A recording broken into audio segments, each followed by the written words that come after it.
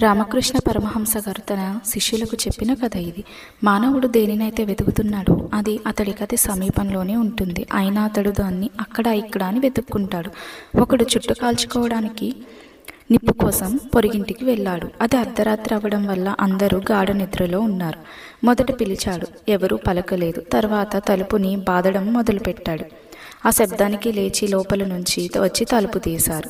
ఎదురుగా ఈ మనిషి కనబడ్డాడు. అతన్ని చూడటంతోనే ఏమిటండి ఇలా వచ్చారు ఇంత రాత్రి వేళ అని అడిగారు. ఆ ధూమపాన ప్రియుడు వెంటనే, ఆ మాత్రం ఊహించలేవటయ్యా, చుట్ట కాల్చడం అంటే నాకు ఎంత ప్రాణమో నీకు తెలియదా? అందుకే చుట్ట వెలిగించుకోవడానికి నిప్పు అడుగుదామని వచ్చాను అని బదులు చెప్పాడు. అప్పుడు ఆ పొరుగువాడు బిగ్గరగా నవ్వుతూ, మీరు భలేవారండి, దీనికోసమైనా ప్రయాసపడి అర్ధరాత్రి ఇంత దూరం వచ్చి తలుపు బాదుతూ ఉన్నారు.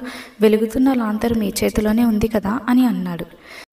అప్పుడు శ్రీరామకృష్ణుల వారు కథను ఇలా చెప్పి ముగించారు. దేవుడు అక్కడ ఎక్కడో ఉన్నాడని తలుస్తున్నంత వరకు మానవుడు అజ్ఞానంలోనే ఉంటాడు.